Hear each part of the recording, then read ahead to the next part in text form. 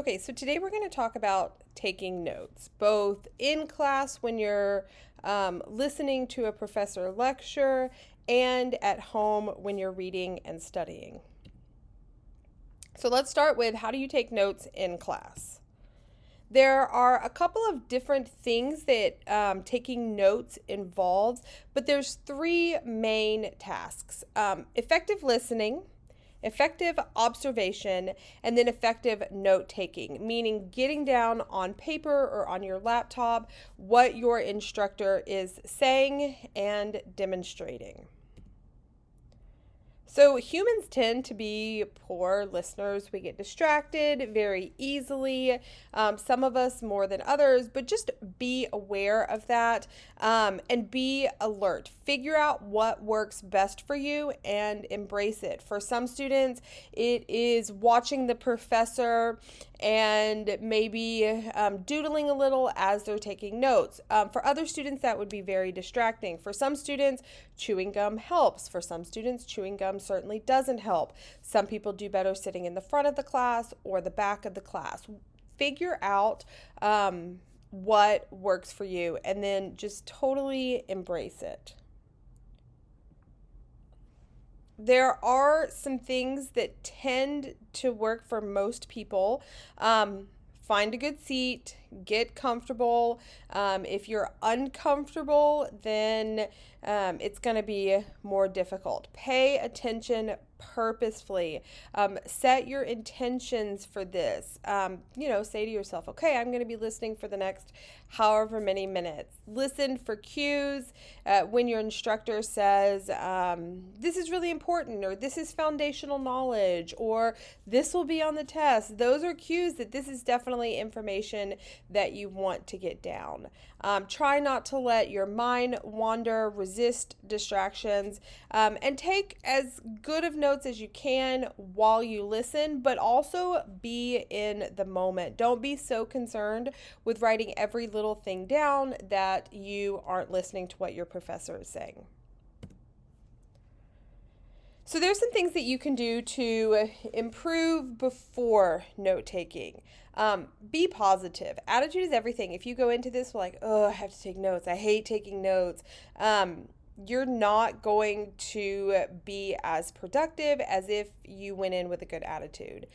There's a couple of different note-taking styles. Find one that works for you. If your professor says, hey, we're going to be, talking about chapter 2 in class on Thursday, make sure you've read it before you come to class. Actually read your assigned materials. That way you're not struggling to keep up with what your professor is saying. You already have the foundational knowledge that you need. If there are questions that you have about the material, take those into class. Just ultimately be prepared. Be prepared to take notes, to receive information and knowledge, and do your part to walk in with the foundational knowledge that your professor expects of you. During note taking, only write down important ideas. Look and listen for cues. In other words, or most importantly, if you get behind, leave an open space so that you can go back and fill that information in. Use abbreviations, make sure you remember what those abbreviations mean, and record questions. If you have a question for your instructor, jot it down. If your instructor asks you a question, jot it down. Get down as much as you can. And then after note taking, there's some things that you can do to really solidify that knowledge. Talk about what you learned in class with another student. Oftentimes, when we verbalize what we have just learned, it helps it stay fresh in our mind. You can compare notes with classmates. You can go back and revise notes. If there's something that you think of later that you didn't jot down while your instructor was giving information or lecturing, but it has stayed in your mind, go back and jot it down. Review your notes, clarify. If you wrote something down, but then later you have the tools or the words to clarify that language, then do that. You can also rehearse or read your notes aloud and then go back and highlight the essential or very important points. Don't highlight as you're taking notes. Go back and do it as you're reviewing them after the class is over. So there are lots of different note-taking methods, but we're going to go over 4 of them in class today: the Cornell method, the outline method, the mapping method, and the sentence method.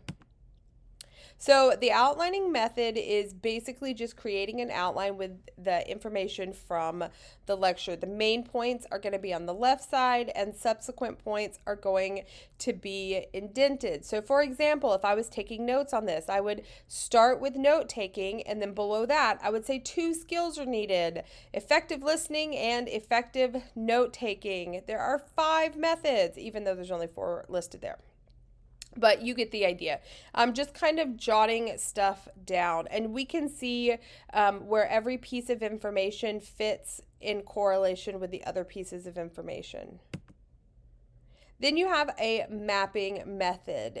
This is a graphic representation of the lecture content. If this works well for your brain, embrace it. There is no rule that says your notes have to look like anybody else's notes. Some people see things in terms of visuals in their head. Some people see things in terms of lists in your head. Figure out what works for you and just go with it. And I would suggest, playing around, taking notes in class, figuring out like, oh, I really liked this note-taking method. I noticed that I got a lot more information down. Try a couple out and see which one works best for you. And it may not always be the same for every class. Then you have the Cornell method. This is a very highly structured method of taking notes.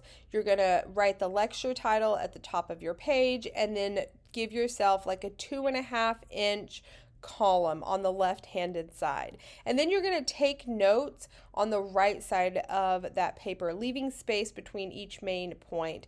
And then after class, you go back and you write cues or questions in the left margin. So for example, what question was my professor answering here? Or what was the main point in this section of notes? And then you can review yourself by asking those questions or by reviewing the cues. This saves you time from having to rewrite your notes to study for exams, and it is one of those things that, because it's so formulaic, it's easy to make sure that your notes always look the same and always serve the same purpose. If you need to go back and find information, if you're taking a class where there's going to be a lot of recall, this might be a good method for you to try. And then the last one is called the sentence method. Here, you write every new thought on a separate line. It doesn't have to be a full sentence, even though it's called the sentence method. Phrases are quicker than complete sentences, but you can kind of see like what that might look like. So I would just put number 1, write a thought. Number 2, next thought. Number 3, next thought. And just kind of go down and number each of the thoughts or the ideas that I had as my professor was lecturing. There are some common abbreviations that a lot of people use. If you learn these, then it's easy to use them in your notes. If you look at this and you're like, this is a foreign language to me, then don't worry about it. Figure out what works for you. As long as you're the only one that's going to be using your notes, you're the only one that has to know what your abbreviations mean. Just make sure that you use the same abbreviation for something all the time. So if EX means example, every time you write EX, it should mean example. You wouldn't want to use it for example and explain.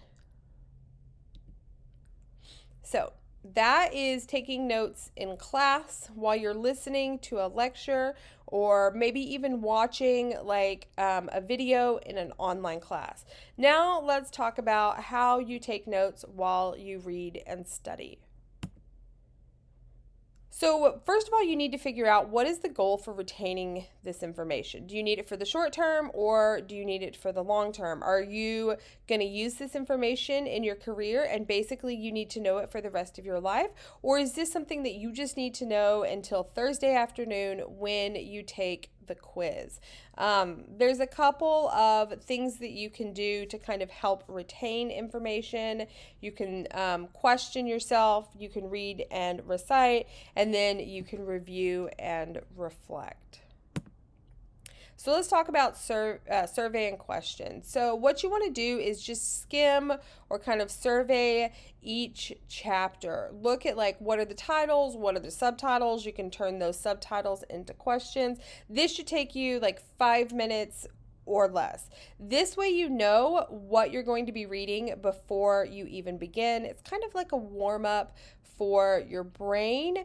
One of the reasons this helps is if you don't do this, you're going to be spending the entire reading period thinking like, gosh, how long is this biology chapter? How many pages am I going to be reading? How long is this going to take me? And your brain might be preoccupied with that. If you skim and survey before you get started, you know what information you're looking for, you know approximately how long you're going to be there, you know approximately how many pages the reading is, and that helps improve both your comprehension and your concentration. Questioning is important. It also keeps you active and awake. When you ask yourself these questions and then look for the answers, it's more difficult to get distracted or maybe fall asleep when you're reading and studying. Then you want to read and recite. Read just one section at a time. Turn the subheadings into questions and then find the answers. Underline the main idea, or if you're taking notes on a separate piece of paper and you don't want to write in your book, write down the main idea. When you're finished with each section, look at the subheading and see if you can recite or re-say the main point. This is important for storing long-term memory. So I look at a passage, I see the subheading says, organisms in an ecosystem. And so my question is going to be, well, how do organisms function in an ecosystem? And then I'm going to read the passage and I'm going to find the answer to that question. And then at the end of that reading, I'm going to say, well, what I learned is that organisms function in an ecosystem by, and then go on to recite the rest of the information. And by this repetition and using the information in multiple ways and interacting with the material, it helps to just store that information in your brain. And then you want to review and reflect. So immediately after reading a chapter or an article, do a review. What did you learn? You can say this out loud. You can jot it down in your notes, but 5 minutes or less. Just kind of quickly, okay, this is what this chapter was about, or this is what this reading was about, and here's what I learned. Go back, look at those subheadings, recall the main points, reread anything you highlighted, and then think about, how am I going to use this information? How does it relate to my education or my class or my essay that I'm writing or my career or whatever it is? Thinking about how you will use this information helps your brain store it in a place where it will be easily accessible. So you can ask yourself some questions like, what's the most important point from this reading? Or what's the significance of this information? How am I going to be using it? What does it mean to me? Was it totally new information? Was it just review? Has my, worldview been changed? Or is this stuff that I had a pretty good idea about going into it? What do I think about the information? Do I agree with it? Do I disagree with it? Do I realize that I need to learn more about this topic? And can I think of a good example of this information? So for example, organisms and ecosystems, what would be a good example of that? A particular organism in a particular ecosystem. So there are some other sort of like tips and tricks that might help you. If you see an unfamiliar word, look it up.